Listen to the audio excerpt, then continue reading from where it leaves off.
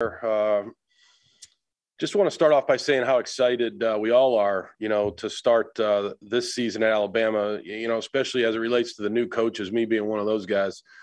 We're very excited to start our first season at Alabama. We're looking forward to working with an outstanding collection of coaches and very talented players. Alabama, quite obviously, has proven to be a very special place to play and coach. I'm very grateful for the opportunity that Coach Saban has given me, and to work and learn from someone like Coach Saban. In my career, I'm going into my 29th year of coaching. That's not something that can be replicated, and so I'm really excited for the opportunity. I've been here for 7 months and I've already learned a ton. We're only 2 days into practice. At this point, I would say, we obviously have a long way to go. But you can tell that this team has put a lot of work into the offseason.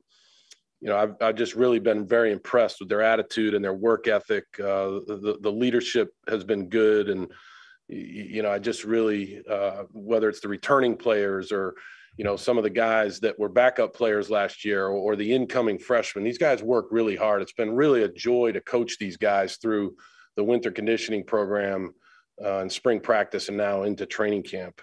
Just really excited about today's meetings, tomorrow's practice, and just taking it one day at a time and trying to do the best we can to do our part offensively to have a really good football team here at the University of Alabama. So with that, I'll open it up to questions. Okay, we'll get things started with Cecil Hurt. Cecil, go ahead. Coach, thank you for doing this. Yep. Just from a personal standpoint, the decision to come back to college and not as a head coach, what went into that for you, and what sort of opportunity were you looking for when you made that decision? Sure. How you doing, Cecil? I appreciate you joining us on the Zoom. Look, I was a college coach, I think, for about 16 years, a pro coach for 12 years. I love college football.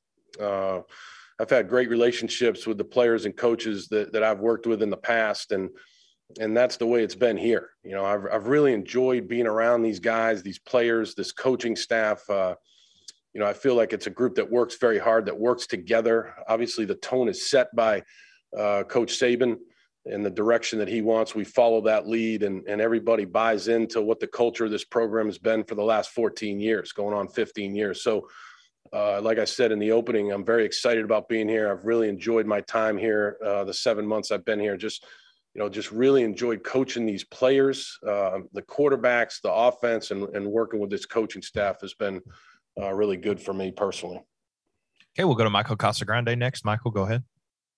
Yeah, hey, Bill, I just wonder what makes Bryce Young unique as a quarterback and among quarterbacks you've coached? Yeah, a lot of these guys, everybody's different. Everybody's got their own unique way of playing the game, their own style of playing. I think when you look at high school football now and you think about the way that high school offenses are run and whether it's spread offenses or, how they operate from the sideline, getting the play in from the sideline, there's just a lot of things that go into how a lot of these guys play, their style. And Bryce, what stands out to me about Bryce is he's been very well coached. He was very well coached in high school, very well coached here last year at Alabama. He's a very bright young man. He works really hard. He's a really good teammate. He cares about the team. And I say that about the whole quarterback room.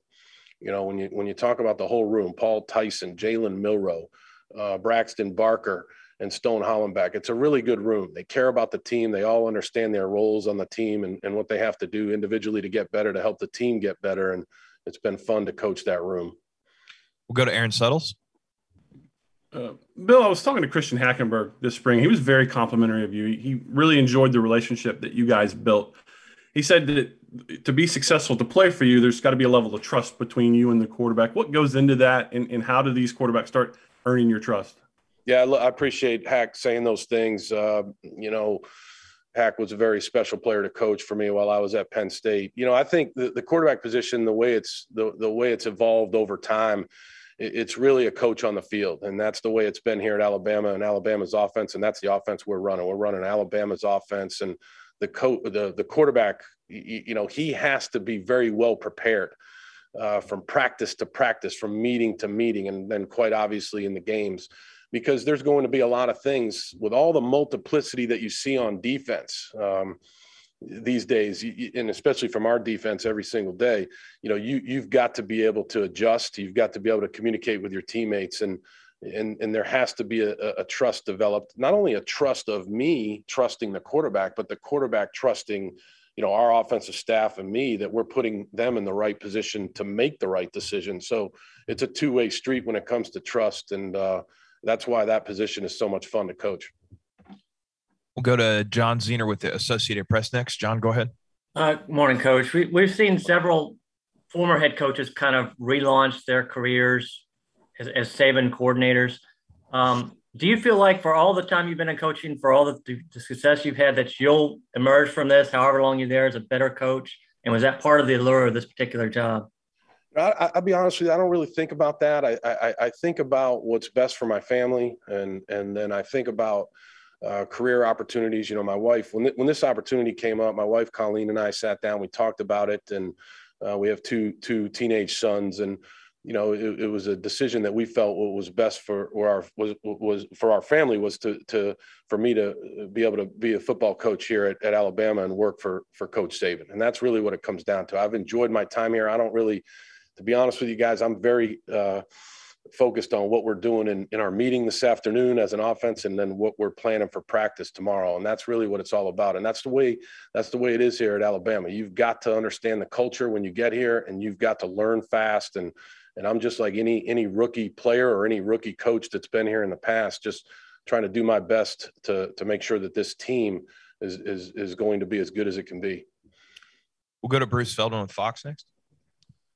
Bill, since you've been there, what have you learned about the evolution of the Alabama offense? Like, what looked familiar, what maybe wasn't, and how are you hoping to add to it?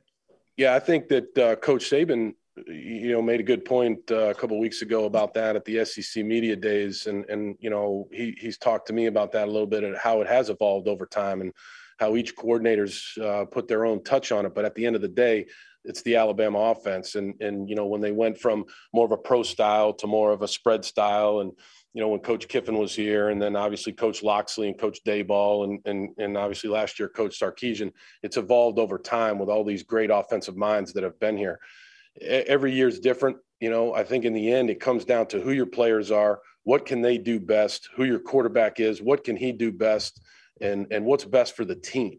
So no year is like any other year. So this year will be very different than any other year. And that's just the way it is in football. It's the way it's always been in my career. And these guys are working hard every single day to try to improve. We'll go to Tony Tsoukalos next. Tony. Hey, Bill.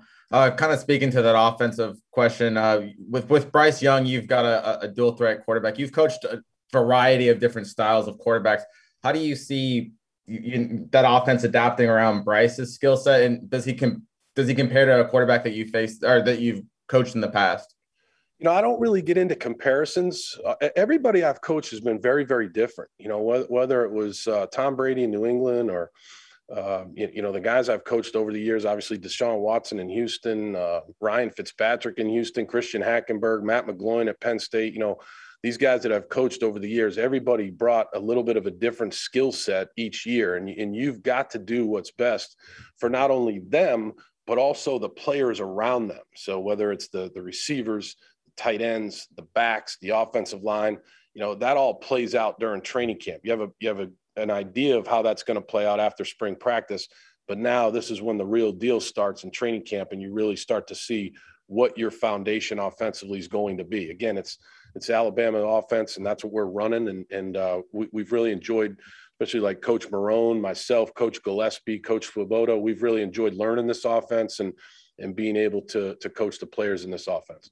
Okay, we'll go to Dennis Dodd. Dennis, go ahead. Hey, Bill, nice to see you again. Good to see you. I just wondered the difference between coaching college players and pro players, and how the Penn State experience shaped you. Yeah, I mean, there's obviously there's a difference when it comes to those guys in the National Football League. It's a business. I mean, they're making money. They're trying to do what's right for their families. They've got to go out there on the field and produce every day. And in college, you're you're coaching, 18 to 22-year-old guys that some of these guys eventually will make money playing football, but they're at a different stage of their career. So just that in and of itself is different. And then, obviously, when you talk about college, you're talking about a student athlete. When you talk about a pro football player, you're talking about a guy that's his profession. He's playing football every day. These guys go to class, the summer school, the classes that start in a couple of weeks here. Like these guys are going to class. You're not with them from 7:30 a.m. till 5 o'clock at night like you are in pro football. So you've got to do a really good job of planning your meetings and making sure that you're really on point and prepared for what you have to talk to your players about in college every single minute of the day, because you just don't have as much time. I think my Penn State experience was a great experience. I love Penn State. That was a time at Penn State that was a very difficult time, and we had a great group of people. I think that's always what it's about, and it's something that I said in my opening here about the people here. Obviously Coach Saban, the coaching staff, the players, the support staff around this program is just awesome.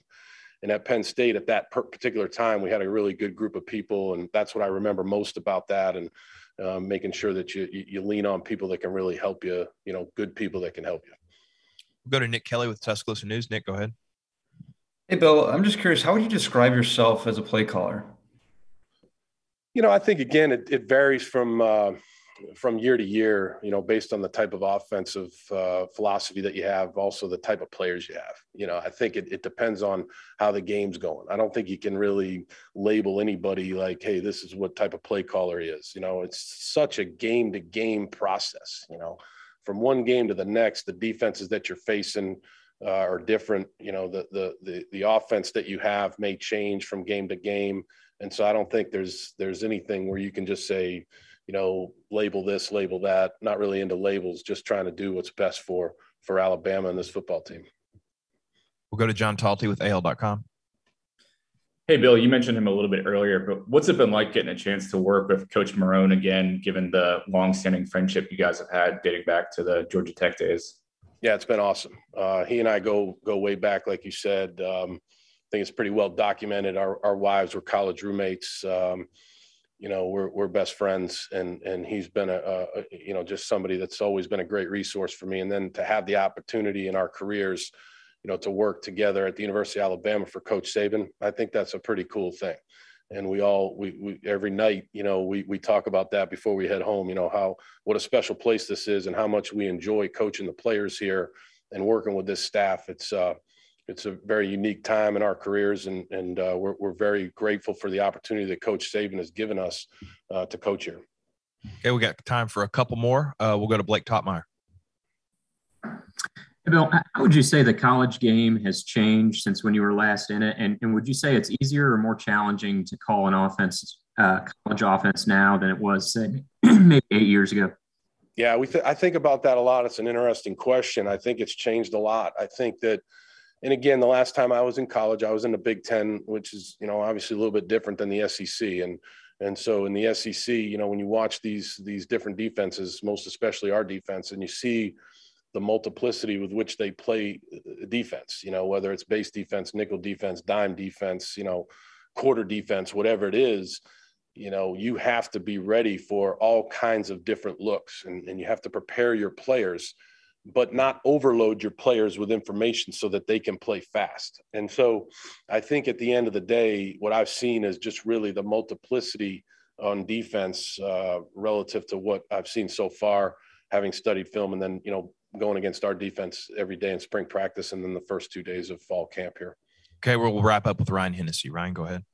Hey, Coach. Coaching under Belichick, Coach Belichick, and then coming in and working with Coach Saban. I know it's been kind of short so far, but have you had a moment where you're like, wait a minute, that's a little bit of a Belichick and Saban? Have you had some of those moments so far? Or what's kind of the comparisons or differences between them? Yeah, I don't, again, I've been asked this question quite a bit over the last 7 months. I'm not going to get into comparisons. They're two very different people, but both great football coaches. They care about their organizations. They care about their coaches. They care about their teams. They have different styles. They have great football minds. And for me in my career to have the opportunity to work for both of these guys, and I don't think there's many guys that can say that, right? I think there's only a few that can say that have worked for both. I take a lot of pride in that. I take a lot of pride in being able to say that I've worked for both guys, Coach Saban and Coach Belichick. All right, Coach O'Brien, we appreciate your time.